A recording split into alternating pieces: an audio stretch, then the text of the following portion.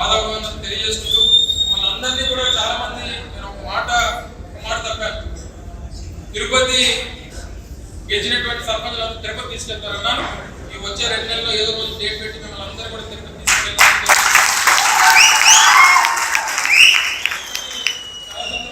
సందర్భంలో పెట్టినప్పుడు కరెక్ట్గా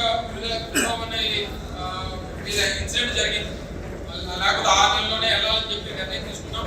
కరెక్ట్గా ఆ టైంలో ఇన్సిడెంట్ జరగడంతో కాస్త వాయిదా వేయడం జరిగింది.